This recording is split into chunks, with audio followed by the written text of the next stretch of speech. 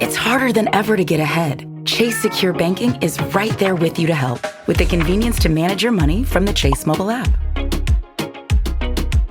Plus, it helps you spend only what you have. Because you want to get ahead of your expenses and want to get ahead in life. Chase Secure Banking, helping you get ahead. Open a Chase Secure Banking account today with no minimum deposit. Every day, over 22,000 McDonald's crew members get up and head to work. And right now, more than ever, what they do is important. Like wearing a face covering and gloves, cleaning and sanitizing the restaurant, and putting safety first. Oh, and of course, making sure your order is filled. Because sometimes a Big Mac and fries is exactly what your day was missing.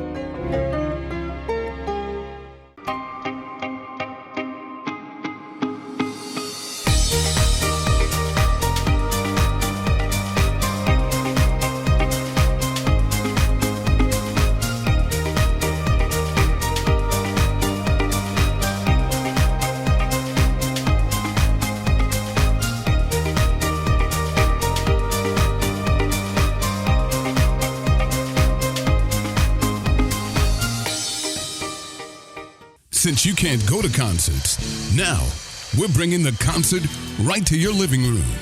In celebration of Harlem Week, it's a virtual concert with the Stylistics. It's the Dramatics. And the Blue Notes. We're bringing the concert to your living room. It's all part of the Harlem Week celebration. For more information, go online to harlemweek.com.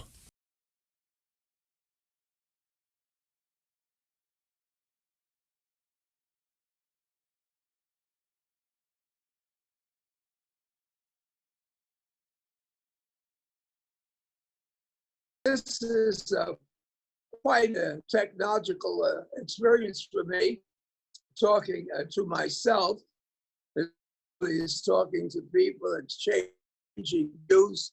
But I acknowledge that it's so important during this period that we're going through to use any substitute for podcasts that we can to share ideas, because it not only makes us better individuals, it makes for a better community. And since we're talking about the depth of racism in this country, discussion and action really leads to improvement in this country.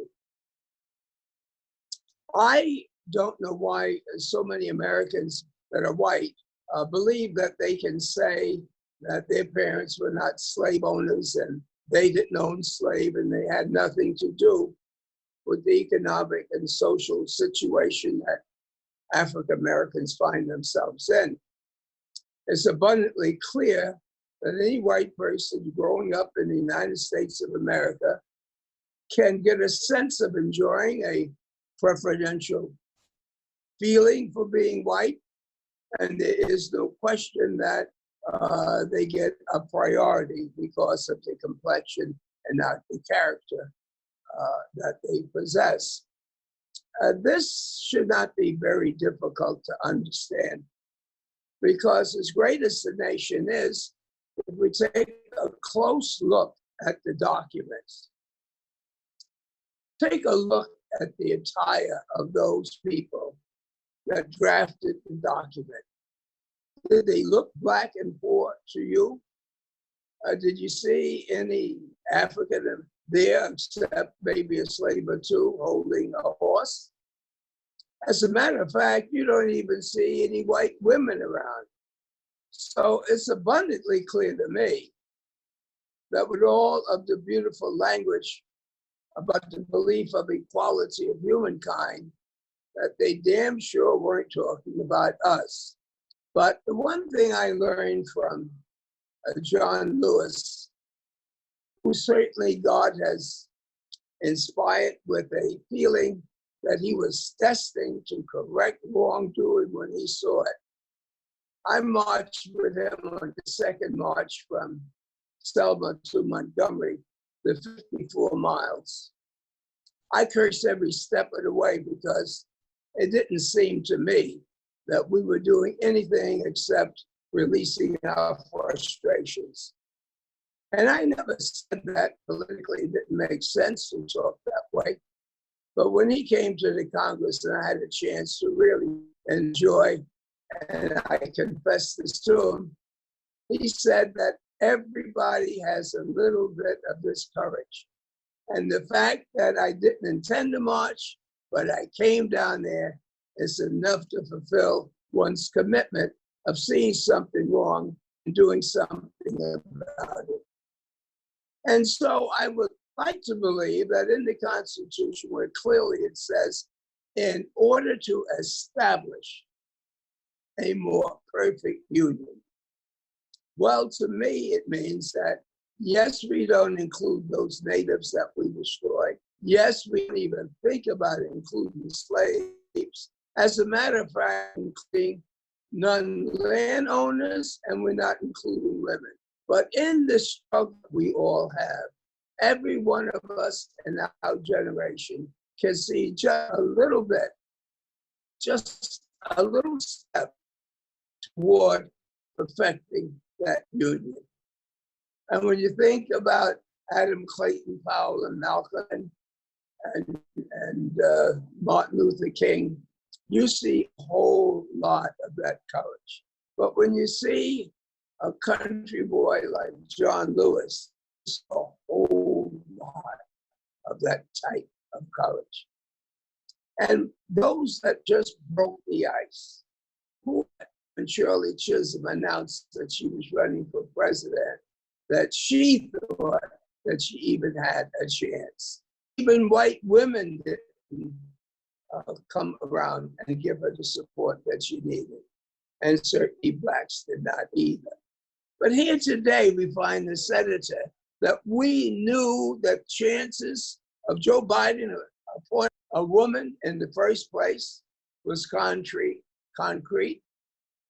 And we knew it probably was a woman. And so we do have Senator Harris. Is that going to eliminate the death of racism? No. But we never did get that 48 rule. We never get the security of property. We've always carried the burden of being considered inferior. And when you talk about the economic conditions of white and black in this country, the stigma of slavery is one that we still carry, even with a black woman as vice president. But Courtney, it's good that we never give up, we never give in, and we never give out.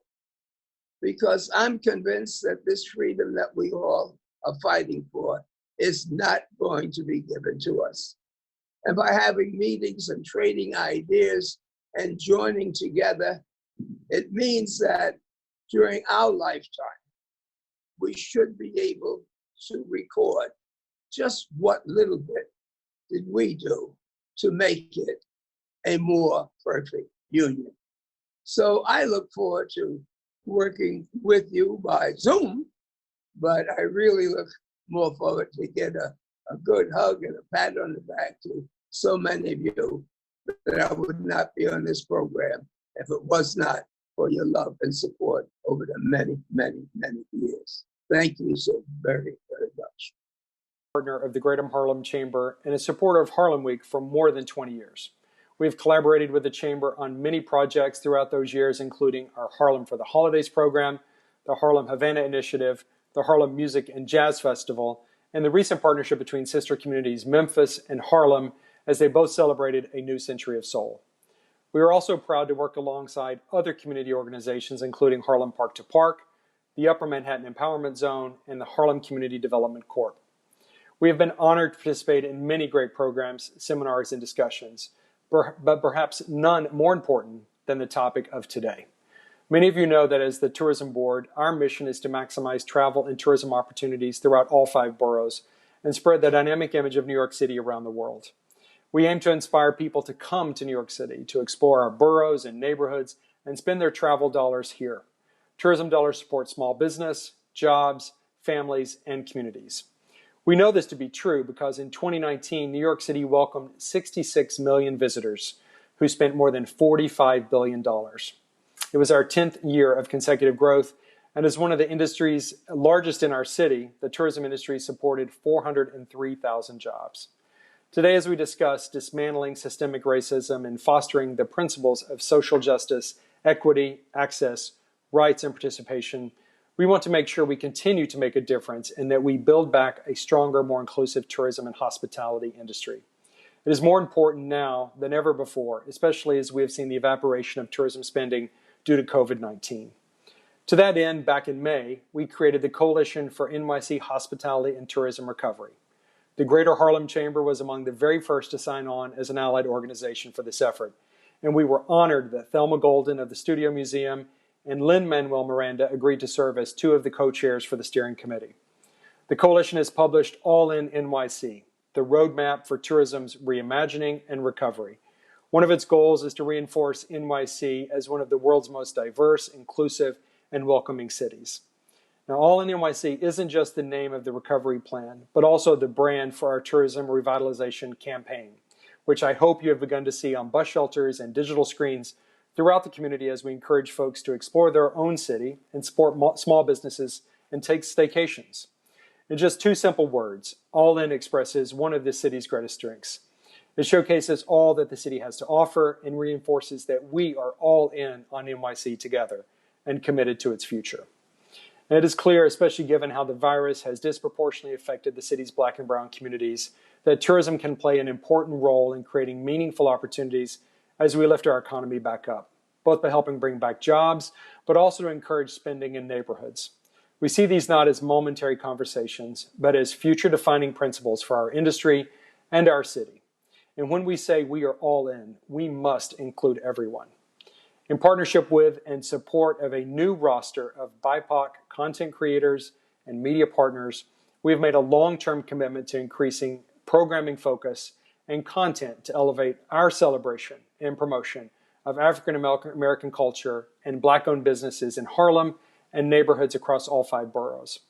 Part of that effort will include new work with Black and Latinx influencers to showcase authentic local stories and generate interest in supporting the community when visiting. Much of this effort will be guided internally by the NYC & Company Equity and Inclusion Working Group, a diverse volunteer-led committee of employees working to affect the way we as an organization do business, and I'm very proud of their work. Over recent years, we have definitely seen an increase in interest in visitation to neighborhoods beyond traditional tourist hotspots in Midtown, particularly by international travelers. This has helped create new spending and new opportunities.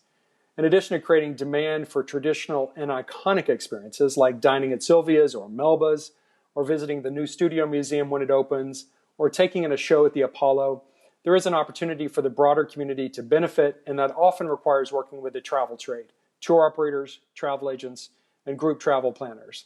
The ability to work with the travel trade is a critical piece in securing repeat business, especially from the lucrative international visitor market. Now, 4 years ago, we created the NYC & Company Tourism Ready program, a year-long free academy designed to educate local businesses on exactly how to work with this segment of the industry. The program was created with the goals of equity and inclusion at the forefront, and as a result, hundreds of mostly small businesses from all across the city have learned the language, protocols, and business practices of tour operators and travel planners. They have learned how to develop trade-specific marketing messaging and promotional tools, as well as pricing, contracting strategies to capture tourism dollars. At the end of the free program, we hold a trade show just for those who successfully complete it, so they can present and sell their products to the top tour operators and planners who book travel to NYC.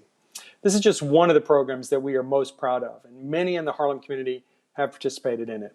We are eager to bring this program back in its full form as soon as safety protocols allow. So please reach out if you are interested in more information.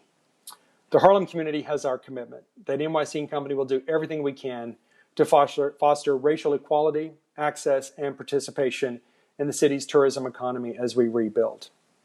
Thank you for having me on the program today. We are proud to support Mr. Williams and the work of the Greater Harlem Chamber today and always.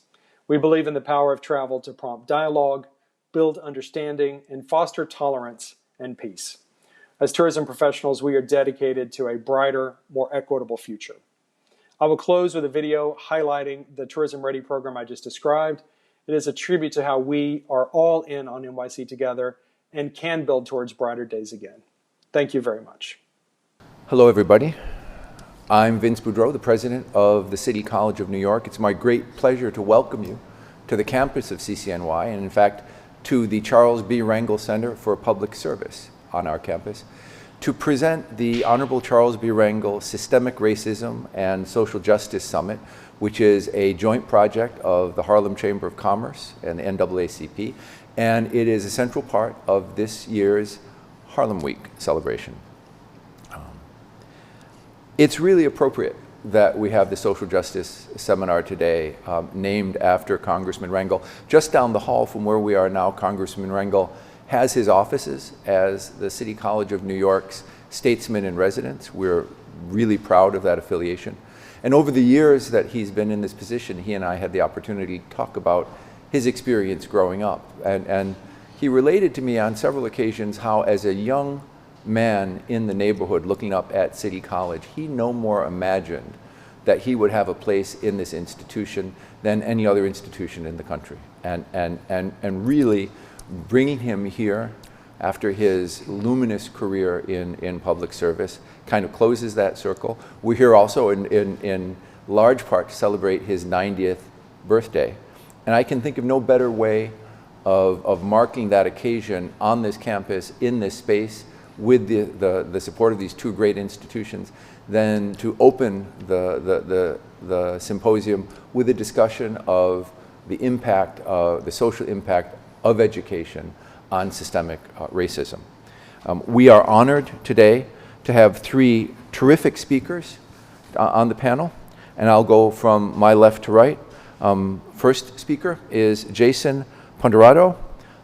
Jason is a rising junior at Howard University, which means that in 2 years, he will be joining the Alumni Association alongside the next Vice President of the United States. It's a good day to be a Howard student, isn't it, Jason? He's 22 years old. He's demonstrated leadership, activism, and community involvement over the course of those 20 years. He founded the Black Student Union when he was still a student at Mount St. Vincent. And he has been, for the last 4 years, a Schomburg Scholar and also an intern with the Greater Harlem Chamber of Commerce. And he is a frequent speaker in his church and also a strong and powerful rising young voice in the Black Lives Movement. Jason, welcome to Charles Rangel Center. Thank you so much. Our second speaker is Reverend Jacques-André de Graaf. Apart from all the other things I'm going to say about Reverend de Graaf, he is a member of the President's Executive Advisory Board here at City College and has spent a large portion of his career advocating for equity in MWBE, distribution of MWBE opportunities in the city. But he's also the associate pastor of the historic Canaan Baptist Church. He's a founding member of the Eagle Academy for Young Men and also a founding member of Harlem Week. He's a leader in the 100 Black Men organization. He's the past chair of the Urban Assembly Network of 25 public schools. I know public education has been something at the heart of your concerns. He is a chair of the Friends of Harlem Hospital, an organization that has been exceptionally active in the recent pandemic. And he's been the recipient of the Reverend Dr. Martin Luther King Award from the State of Israel. Reverend de Graaf, welcome to the panel. Good to be here. Our third panelist is Dr. Joan Dawson. Like Reverend de Graaf, she is a valued member of the Executive Advisory Board at CCNY. She has been on faculty at the Steinhardt School at NYU, and when she was at NYU, she was also the director of the Equity Assistance Program, which is a federally funded program. She's currently the chair of the board of the HCCI, that's the Harlem Congregation for Community Improvement, and that's an organization that works to make sure that as the social and economic changes that so frequently are taking place in our urban neighborhoods take place, that we're preserving the housing rights and economic and social positioning of middle and working class long-term residents of these communities. She's a multiple awardee from the U.S. Department of Education on issues of equity. has a list of other awards that are too long for me to go through individually. But she's also consulted widely in school systems on issues of reform, equity, and school board development, and has worked also in areas of special education and the development of programs for gifted and talented young people. Dr. Dawson, welcome to the Rengel Center at City College. I'd like to, if I could, start with a question for you, Dr. Dawson, and what we'll do is, well, before I get to that, what I'm going to ask is for each panelist to take a few minutes to talk a little bit about their positions on education and systemic racism, and then we'll get to several questions. I'll direct questions to specific members of the panel, but that's just as an opening move. We hope that all three members will engage in a more or less free-flowing conversation on these issues. But if I could, Reverend DeGraff, let's start with you, a few minutes about a kind of position statement on systemic racism in education. First of all, Mr. President, thank you for having us and for hosting us and for being such a dynamic partner. We're at a time in America when we're in what some have characterized as a perfect storm. We have economic calamity, we have a health crisis, and we have other issues now with they're characterized as social unrest or the quest for social justice, but they've all come together in a calamitous season. And into this moment, the assertion of Black Lives Matter has now come to center stage. My mentor, Reverend Wyatt T. Walker, was Martin Luther King's chief of staff. I'm the last person he ordained and his legacy ordination. And so my passion is about justice and education in particular. So I found myself to be one of the founders of the Eagle Academy for Young Men. When we went to the Million Man March, we came back, we, the 100 black men, came back and said, what can we do to make a difference? And so we went through the process of founding a public school. And now it's a network of public schools. The Eagle Academy are one in each borough in the toughest zip codes in those boroughs. And then there's one in Newark. We also have created mentorship programs where men mentor boys and are role models. But the issue of systemic racism is one that we have to confront nowadays, because in this season, we're not moving from incremental, we're moving to monumental. And so if we're going to make the change that this moment requires, the first thing we're going to have to do is vote this November, like we've never voted before. But that's not the only change. And one of the reasons this panel is so exciting is because as we address these issues, we have to say, what are we each going to do to change the system right now? Thank you, Reverend DeGraff. Dr. Dawson, would you like to say something? Yes, I would. First, and again, thank you for the opportunity to be a part of this panel. Thank you to you, Dr. Boudreau, for hosting it, and thanks to the panelists who are here to participate along with me. In terms of my own personal experience with the issue of racism, I grew up in a racist society in Louisiana where racism was not new, and I can certainly say it is systemic even today. I have in my possession my first contract as a teacher where it indicated meetings for Negro teachers at one time and meetings for white teachers at another time. So where I grew up, I saw and lived through the signs white only and colored only. So I am a living witness of a time when when systemic racism was really at its probably around midpoint between slavery and where we are today. When I look back, I can only think about the times that the bus boycotts were going on, and as Reverend DeGraff has mentioned, Dr. King was doing his marches, and a lot was going on in that kind of resembles but was the forerunner of what we are having today. I was during my first year of teaching when Emmett Till was murdered. And I remember being in the car with other teachers when we heard it in the news and how devastated we were that this young man's life had been taken for no reason. And nobody was ever arrested for that. So all of what's going on now grew out of what was going on then. It remained sort of buried for years. And now it has surfaced due to the impact of what's going on in Washington, due to the impact of Black Lives Matter, due to the impact of police violence on our youth, which is not new, but now we have the media where it's forefront because we can see it.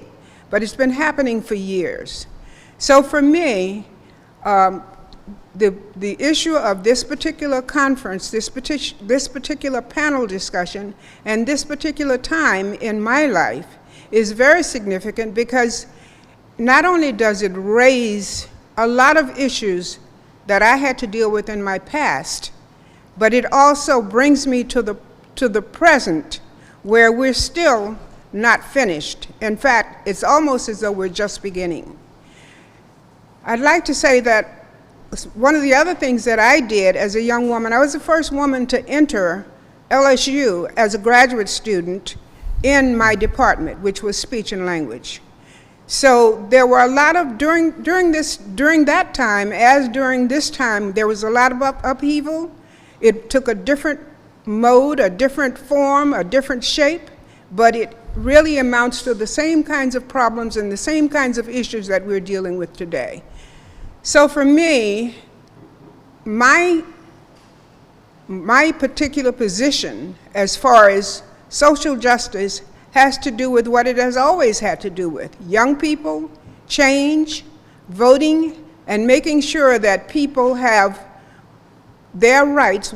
And I think that we have to fight for it, we have to be bold, and we have to continue to move forward in terms of whatever way we approach this issue. We approach it in our own way, and we continue to build each other up as we move in this battle to make change. Thank you. Jason? Well, thank you to you, President Boudreaux. Thank you to the Greater Harlem Chamber of Commerce, who I've had the immense honor of interning with the past 4 years. Thank you to my fellow esteemed panelists. My name is Jason Ponterado. I'm a Howard University Journalism, African American Studies student. I'm half African American, half Italian American, but let it be known that I am a young black male in this society. Yes, sir. And I have the distinct honor, well, the distinct benefit, I should say, of attending Howard, and in that, in attending an HBCU, it's officially designed by black people for the enrichment of young black people. And that's an incredible situation that a lot of young black males and women do not have. And the fact is that systemically, education has always been an incredibly horrendous situation for black youth, particularly in terms of the perception that they garner in their experience through the regular curriculum. And the fact is that we need official systemic restructuring of it. Beyond that, the fact is they experience a lot of the information that they take in, it's pretty narrow, and they get a perception that black history is all negative. And when I say we need systemic restructuring of it, I don't mean fully that they need to be informed of all the full depths of the oppression that African Americans have dealt with. They need to realize it is true that they need to understand the inequities that place them in the situations that they're in, and need to understand the reason why things are. But beyond that, they need to, we need to give them, there's a lot of trauma in a lot of the negative information, so we need to expose them to black empowerment. We need to expose them to rich black history and culture. And so definitively through education, as it is the pivotal element in the development of young people and being able to evolve successfully, that is where the root is, and that's where we need to move forward. Thank you. I'd like to move now to a series of questions we've prepared for the panel. And I'd like to start by directing this first question to Dr. Dawson, but as I said earlier, look forward to everybody jumping in as you'd like to participate. We're going to talk both about higher education and K through 12 education. And so Dr. Dawson, thinking primarily about K through 12 initially, I wonder if you could talk a bit about the impact on our education system of a funding model that depends on property taxes. Yes. Our schools, our public schools, are funded from three sources: federal, state, and local. Federal puts in a very small amount of money, proportionately to population and other factors. Most of the money for the education of our young people comes from the state and from local. The way our states are set up and the way our local government is set up is based upon, the funding is based upon taxes. The amount of taxes that are paid by a particular district or a particular region determines the amount of money that goes into a school.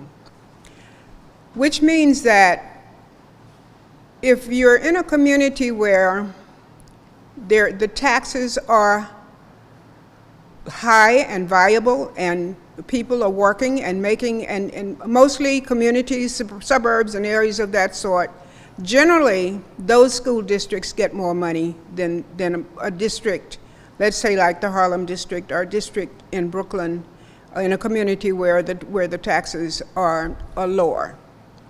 So there are inequities built into the system just based upon the relying on the taxes that come from the state, and the same thing goes for the community. If you have a group of residents who are Wall Streeters or people who are making a certain amount of money, over $100,000 per home or per capita, let's say from $75,000 to $100,000, then you're going to be able to do more for the schools than you can if you're coming from a system where you have public housing and people are unable to commit to the education of their young people. It's much more difficult. So there's inequitability built into that system. And there's also, the research shows that even within that inequitability, generally, the states, the school systems that are in the wealthy areas are given more money by the states than the school systems that are in the poor areas. Now, of course, the federal government provides very little funding for school systems, and it's basically based upon grants, based upon certain programs like the Title I program and other programs that are built into the system by the federal government, but it's very limited. Reverend DeGraff, do you want to jump in? Yeah, when we talk about property taxes, that's something that immediately gets people's attention. It's right. Nearly like the third rail of politics. And so in the city of New York, for the past year, there's been a property tax commission to look at the unfairness and the inequities in the system. They worked for over a year, held hearings in every borough, and at the end of the year, when they issued their report, people said, it's too controversial, so we're gonna put it on the shelf. Which means that status quo wins again. And systemic racism is embedded with status quo. It favors some folk and puts other folks at a disadvantage. And so one of the things that has to come out of our systemic racism, all of this conference, is that we've got to energize ourselves so that we are going to make a difference. It's not just on election day. We didn't come to the hearings. And people follow their wallets. The people who have properties that are appraised at a high value show up to those hearings. The elected officials who put the report on the shelf, they didn't hear from us. And so one of the tenets of freedom is vigilance. We've got to make it up in our minds that after we get through marching in the streets, we've got to show up at the meetings. We've got to write letters. We've got to organize, organize, organize. I'd like to just say also that another important piece of that is the census. The census also determines, to a large extent, the amount of money that goes into schools, that goes into a lot of services for our various communities. And again, systemically, a part of what has been, this system has been designed to frighten people of the census, so that people, and for good reason sometimes, are afraid to fill out the census and send that in. But that indication of the number of people who live in a household is extremely important in terms of the amount of money that's going to go directly into that district. Because when you look at a particular school, the schools are funded based upon attendance. If a child is absent over a period of time, then that's money that does not go into that system, because the money actually follows the child, not the school.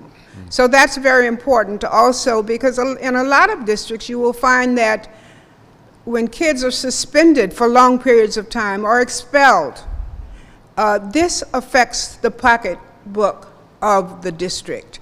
So these are things that we need to really know and be diligent in terms of making sure that we continue to let the community know the impact of such things as census, such things as attendance, such things as just really the taxes and the impact that this has on the money and the finances that go into our school system. We want to get Jason involved in just a second here. I wanted just to... Can I actually say something? Want to get in on this? Go ahead. It's interesting because I'm learning from both of you. A lot of people don't know all the logistics in terms of where the money goes and how the system works with education. And I'm just reminded of the fact that it's truly a tragic situation, because our children are the ones who suffer the most. They're caught in this, they're set up in this perpetual pattern where they're really not given a fair chance. And the fact is that thoroughly education, we need to systemically restructure it. So. Yeah, I want to just point out something that's in each one of the responses the three of you have given, which is, this is a panel on systemic racism, and we know non-systemic racism. I do something, I say something, I inflict violence on an individual because of a bigoted or a racist perspective. Systemic racism, what we've been talking about is, you set up a set of rules, and everybody says, I'm not racist, I'm just following the rules. And then you look at the outcomes of a system that funds schools based on how rich a neighborhood is. And everybody involved in enforcing those rules can say we're doing it from a value-free perspective, and yet, year after year, decade after decade, the outcomes are inequitable and systematically biased towards people of color. So I just wanted to, each one of you has indicated that in your response, and I think it's a really important thing to talk about, because you can say, as some people have said, I'm the least racist person you'll ever meet, and preside over a system that is utterly and entirely racist. So, Mr. President, to Dr. Jones' point, when we have truancy doesn't seem related to budgets. Right. It's not involved. But schools that have districts that have high truancy are underfunded because the money follows the students. Parents don't go to PA meetings, and truancy is high in the community, and so the dollars, we got to follow the dollars.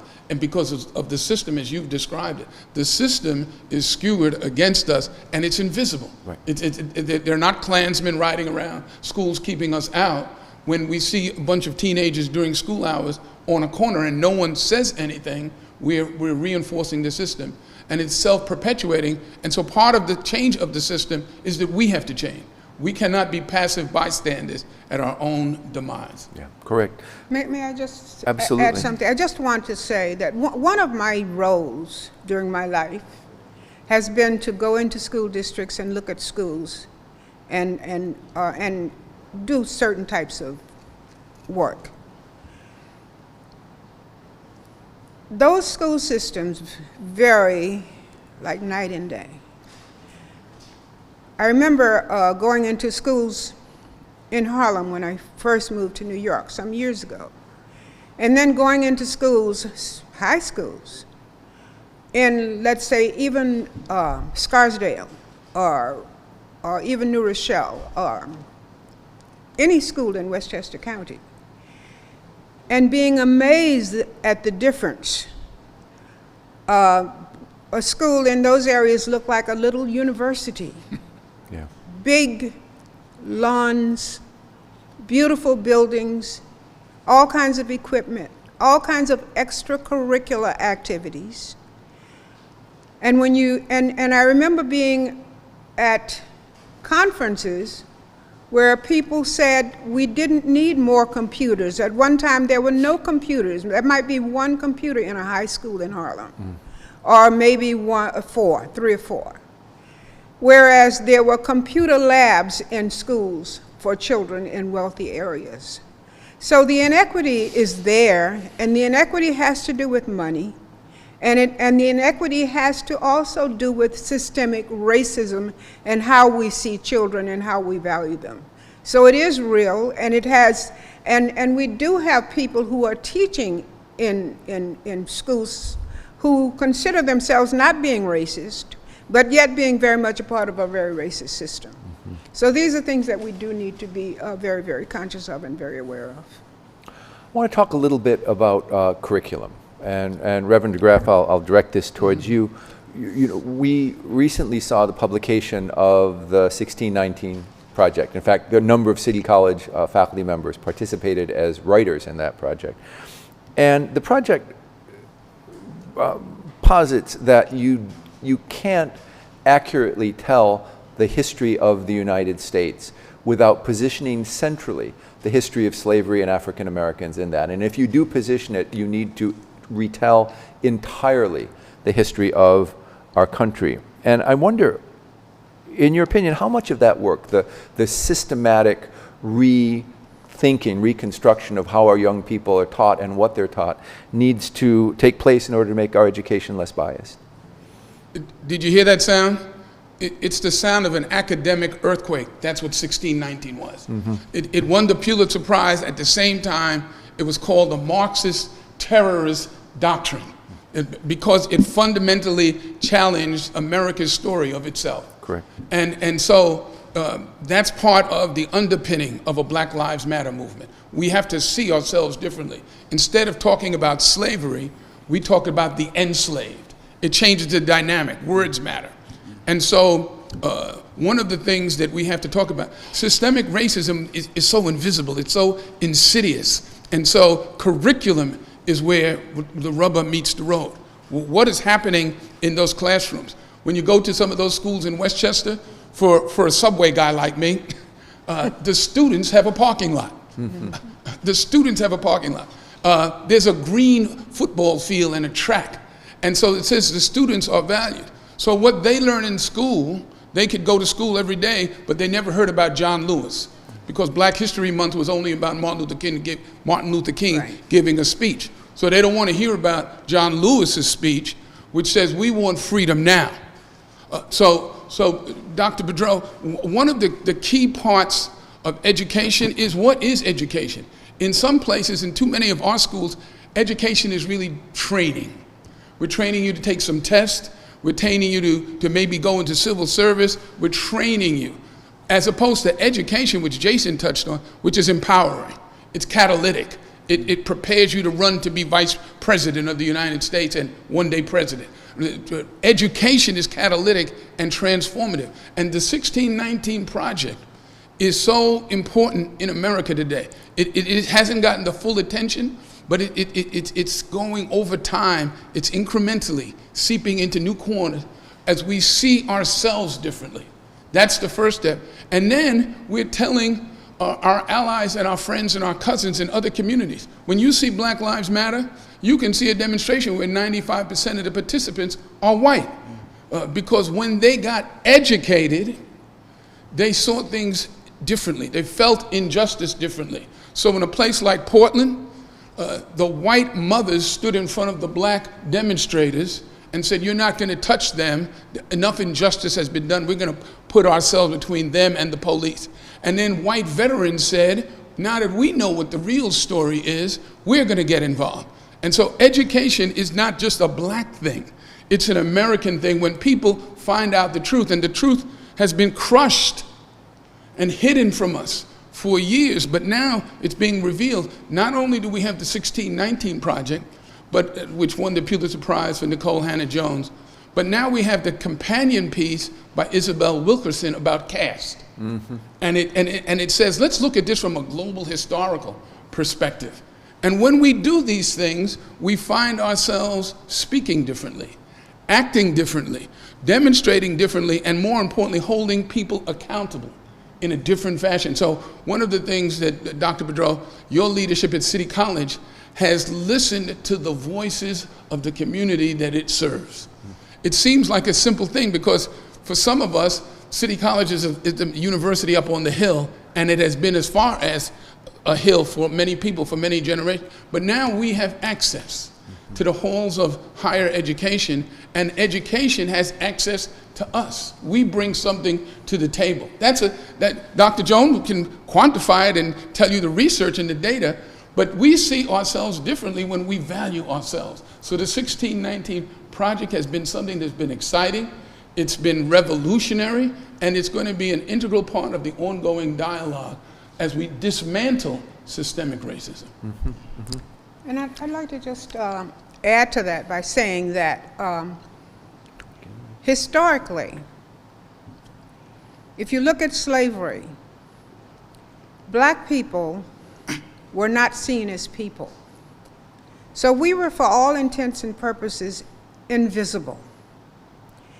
And as a result of that invisibility, coming through the years, as the years rolled over and brought us closer to the future, that invisibility did not change, although other things changed. Although we had laws that came into place that gave us certain rights, in the mind's eye of others, that invisibility was still there. And that's why that's what we're struggling with today. We're struggling with seeing African Americans as people with certain rights, as people who are deserving, as young people who like Jason and other young people, college students, who are deserving of the same quality of education that anyone else has. And in their particular colleges, which means Howard University should have the same thing that Harvard has. And which means that the school that I finished from, Southern University, should be the same thing as Louisiana State, which was its companion down there. So that whenever you have, it's like a storm. And I'm not a scientist, but I believe that when the heat hits the cold air, that's when you have thunder and you have lightning, where two things clash that don't really go together. I think that's a part of what's happening right now in terms of us addressing all of these issues. But I believe that we are winning because of the knowledge that Reverend DeGraff just mentioned, the knowledge that we have behind us now, the project, what that's bringing forth. So as we move forward, we are continuing to push for what we should have had many, many years ago. It is not anything that anybody is giving to us. Mm-hmm. It is something that was ours, that was denied many, many years ago, and that's why we have all of the conversations about reparations right now. And anytime you have conflict, we're gonna have these struggles, and we're going to push through them with the truth. And that's what this is all about, really bringing the truth to the forefront. So you use the word reparations, and I'd like to, Jason, start you with the next question. Before you were born, the concept of reverse discrimination was invented in California as a way of turning back some really progressive legislation under the rubric of affirmative action. And that's a program and a concept that has been kicked around by the courts really for the last decades since then. And it's been replaced by opportunity programs and bridge programs, discrete set-asides. But I wonder what you think about how successful these programs have been, and whether it might be time to think about reframing the idea of affirmative action as restorative justice or reparations. What do you think about that? The fact is, you are 100% right that the issue of affirmative action has been considered controversial for the last 50 years or so, since around the 1970s, when the phenom of, I shouldn't say the phenom, but the situation with busing, it was highly in the news. And then you saw the absolutely horrible images of buses of black students being turned over, and all the vitriol they received while trying to receive an education. But to actually get on that point, the notable case, Regents of the University of California versus Bakke, in the 1970s, my mother actually was telling me, she's a physician assistant, and she was mentioning to me how a case like that kind of, she would have been able to, she had all the requirements to go to medical school, but a court decision like that made it harder. And of course she still eventually went there, but it was through a different route. And the fact is, affirmative action has always, of course, been controversial, and I was actually curious as to why, like, kind of what happened to busing in recent years. But you're right, it has been kind of replaced through bridge programs and things like HEOP. And but the tragic situation with that is that there are a number of programs, but a lot of black and brown students aren't given the information on that very clearly. And tragically, there are a lot of resources and ways in which they can be helped to advance to higher education, but tragically, they're just not really informed on that. But to go back to what Dr. Dawson was talking about, in comparison to the a lot of the schools that in wealthier neighborhoods, I actually went to a predominantly white elementary school, St. Gabriel's in Riverdale, the Bronx, where I've grown up, which is a predominantly white neighborhood. And it was a nice, smaller school, but definitely you could see the level of care and resources that they had between the community and the school. It was a combination of it was a give and take. It was about keeping the community strong because they had the resources to do so. And then I went to Mount St. Michael in high school, and which is predominantly African American, and pretty nice school, but you could see there's differences. So definitely, back to your question. It's actually funny because I was watching Jane Elliott recently, and she used similar language that affirmative action is, in fact, delayed justice. You said restorative justice, but people need to understand that that's what it is.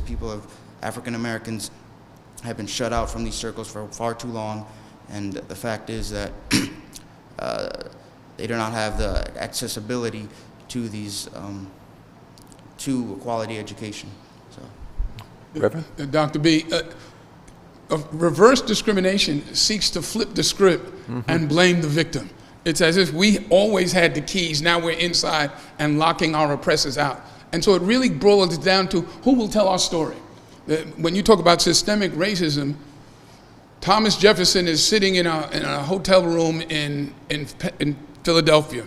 He's writing the words, for we hold these truths to be so evident, self-evident that all men are created. And outside the door is his slave. The hypocrisy of that is not challenged, and all we know is about the words, and we're not told the whole story. And so affirmative action really, and a variety of compensatory programs, we're made to feel some kind of guilt, some kind of unnatural entitlement to a fair share. And that's what this moment in time is about. We're challenging the very premises of the freedom movement. That we're saying, we're casting those arguments aside, and we're saying we be. And we will continue to be. And so the dialogue is different, the posture is different, and I'm sitting between a giant and a giant to be to address the same issue that has been on the table for decades. But what is different now is that we won't wait any longer. Dr. Dawson, I've been listening to a podcast, just came out recently, called Nice White People, and it's about the impact of gentrification on a school. And in this Harlem office, we're surrounded by neighborhoods that are in the process of gentrifying, and a lot of the work that you do at HCCI is about trying to make sure that we preserve the position and the security of people in neighborhoods that are undergoing that process. And so I want to ask you if you could discuss the impact of gentrification on our schools. Do children of color get lifted up or squeezed out when that happens?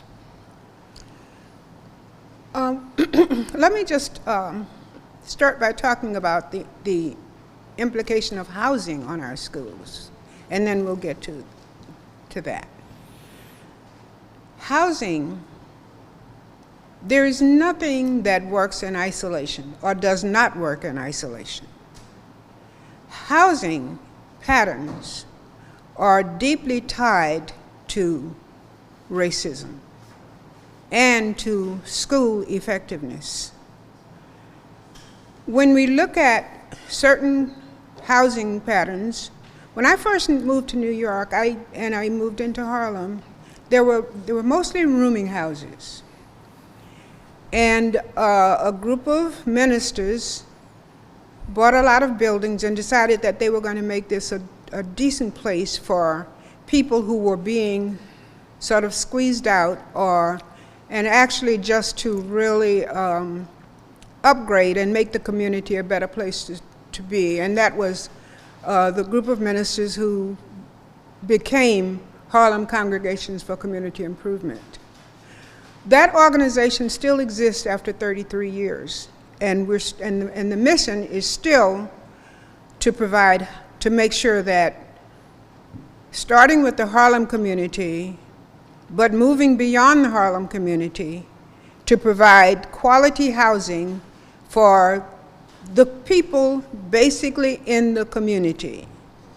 Now, as you know, the Harlem community has changed tremendously since those years of garbage being piled up on the streets and not being able to get police service, and drug addicts on every corner, and telephones on every corner where drug dealers took care of their business on the corner, where you had all of the various people who were doing all sorts of things, where there were no role models for young people. Young people came out of their houses to go to school, and they saw drug addicts and drug dealers, and they saw trash. They had to walk over and around trash. So it was not a very nice, it wasn't pretty. Now when you walk through, someone who is coming here for the first time would be, well, let's say coming back, would be in awe of the change that has taken place. The schools are still there, some of the same schools. Of course, there have been some changes. Some of the schools have been restructured, redesigned, brought in new people because they were failing students. School on 122nd Street was one of the worst schools in the city of New York. They brought in, they redid the school and did all sorts of things to a new principal, all sorts of things to try to make it better for the children, but it didn't change. So now we have a community where we have a lot of whites are moving into Harlem. A lot of other ethnic groups are moving into Harlem. The buildings are beautiful now. We don't have rooming houses now. We have apartments. We have senior citizens buildings. HCCI has been responsible for a lot of this work that has gone on in the community. We're working on a hotel on 125th Street. Low, middle, and upper income housing is growing in the Harlem community. With that, there are many restaurants, as you know. The whole community has changed. You have your choice of all sorts of things. We have, now that we can see young men and young women going out from their buildings dressed so that young people, when they walk out of their buildings now, they see businessmen going to work. They see businesswomen. They see people going into the subway stations. The subway has been redone, which is interesting. The subways used to be a dangerous place to go. If you went down into the subways, you were taking your life in your hands. So now, with the influx of people who are different, we have schools. The schools, we have many specialized schools now in the Harlem. Well, not many, we have a few specialized schools in the Harlem area that are catering to our people. But we find that the term nice white, what was it? Nice white people is the nice podcast. White people who have moved into the community. And it's interesting, you see now nice white people pushing their babies in carriages on 7th Avenue and on 8th Avenue and in ways that you did not see in the past. But let me say that it has had little impact on the school system. Mm-hmm. Because as nice as these people are, and as much as they say, I live in Harlem, and so therefore I'm not a racist, therefore I'm not biased, if you would examine where their children go to school, it is not in Harlem's public school system. Their children are either in private schools or they're in maybe the specialized schools that some of them have been in existence for quite some time on the fringes of Harlem, not really in Harlem. But we do have, but that's where they are. They are not in our public school system. So the impact as far as our schools and as our children, I think the key is to make our schools better. Mm-hmm. And I go along with what Jason has said, total restructuring. Total, almost to the point of tearing down and rebuilding on a set of principles and standards that are totally different from what, not redoing, but actually rebuilding. And so I think that's the way that we should go as far as the school system. In many areas, such as Harlem, we still have bad schools in Harlem. We still have schools that are failing our children. Yeah. So I've been told we have time for one more question. Reverend DeGraff, I wanted to ask you, since Dr. Dawson raised the specter of these specialized schools, there's been a lot of talk in New York lately about what should happen to our specialized schools. And these are institutions that are formally open to everyone, but in practice, if you look at the people enrolled in the schools, they're some of the most exclusive institutions in the educational landscape. And so I'd like to ask you what you think should happen to these schools. Well, I'd like to segue with an addendum to what Dr. Dawson has said, in that even in Harlem right now, and one of the leaders in the Greater Harlem Chamber of Commerce, Clayton Banks, will affirm this, we've got a lot of public housing where none of the above is true. And in fact, we have folk who are dependent on handouts for food right now today in Harlem. With all $1 million townhouses and condos, we've got people on the other side of the avenue who are dependent on handouts for food. And at the same time, nationally, Black America is a $1.3 trillion economy. Well, why do I say all of these things? Because when we come down to specialized high schools, we've been sold a bill of goods, that there must be a test, and if you take down that standard that produces these unequal results, that if you take that down, you're watering down the quality of the schools, when there is no educational data to support that, that there are other indices that can be used to admit students to schools. I cannot accept that in the city of New York, that when you add black and brown students together, that less than 4% of the current population of those schools are black and brown who are good enough to make it. I don't believe it, I don't accept it, and this is a moment when it must be challenged. But we have to have the political will. Many of our black and brown legislators blinked. They didn't put their hand behind the neck and find out what? A backbone to stand up for our young people. And so they went along with the okie doke and they let it go. The fact of the matter is that the chancellor could make a change unilaterally in some of those schools without any change, but they said unless you can make the change in all of the schools simultaneously, some of them require legislation, but some of them could be unilaterally done by the chancellor. We have accepted status quo. It is unacceptable right now. And so one of the challenges that we have is that everybody in the village of Harlem and the Harlems of New York, some of us, it's not just nice white people. There are people who look like the people on this panel who believe history began when they got there. They're not in our churches. They're not in our political clubs. They're not in the civic organizations. They're having latte. They're playing tennis on Sunday, but they're not engaged in the community in a meaningful way. And so we go to the table and all of our representation is not there. The reason the schools are not impacted by these people because they're not in the schools. They're not engaged in supporting the cultural institutions or the other things. They live in Harlem because it's a momentary investment, waiting till you all move out, and then it'll be our community. And so the consciousness that we need to fight the invisible menace of systemic racism has many fronts. And we have to engage it from top, these specialized high schools, to low-performing, high-truant schools. It's the same system has produced both.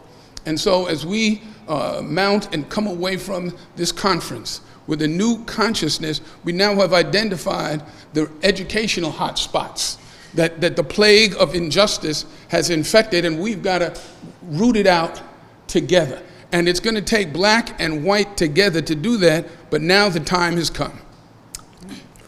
Thank you. I just wanted to... Go ahead, Jason. You guys touched on all the areas of gentrification, but I'll just say as a Howard student, you know, my experience last fall and also earlier this spring, going through the campus, you see, well, the area, in that area of DC, it's heavily gentrified right now, and that community used to always have the image of being connected, and when it was predominantly black, of having strong ties with Howard University, and that's kind of eroded with gentrification.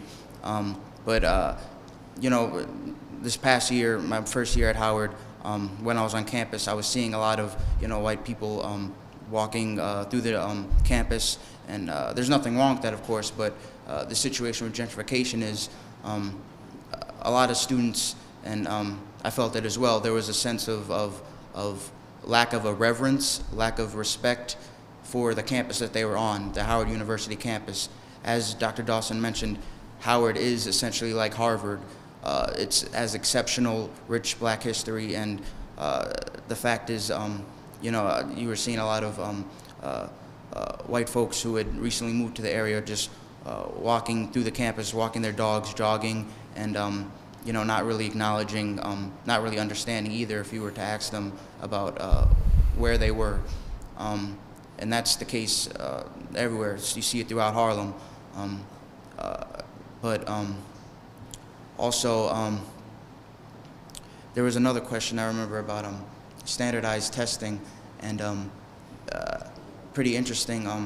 Whenever I hear a situation about, the question was getting at, is standardized testing an effective way to monitor the intelligence of or is it fair for black and brown students? And whenever I see something like that, I always remember of my favorite series, Good Times, and the episode, The IQ Test.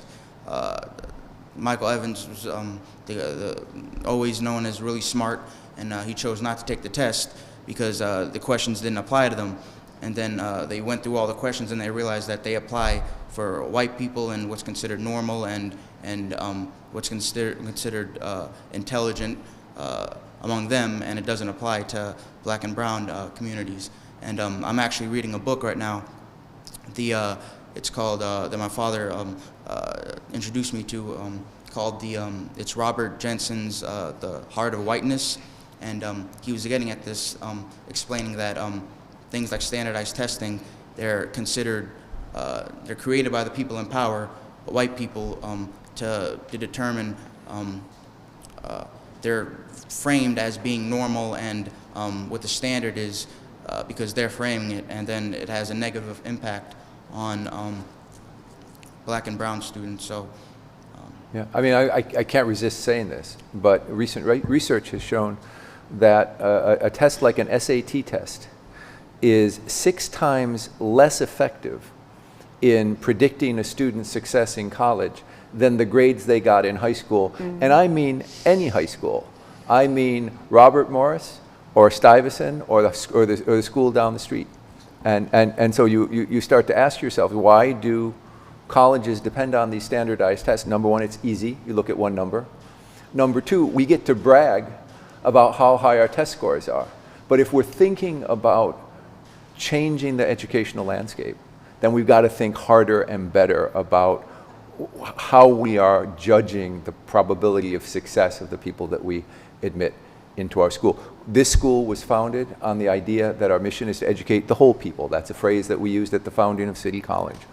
And I think what we've heard on this panel is the whole people have to think deep and hard about what it means to educate the whole people. I want to thank our 3 panelists, Dr. Joan Dawson, Reverend Jacques DeGraff, and Jason Paderano, for joining us today for the Charles B. Rangel Systemic Racism and Social Justice Forum. This was sponsored as part of Harlem Week by the Greater Harlem Chamber of Commerce and the NAACP. And in closing, what I would like to say especially and particularly is happy 90th birthday, Congressman Rangel. We love you. Thank you, everybody.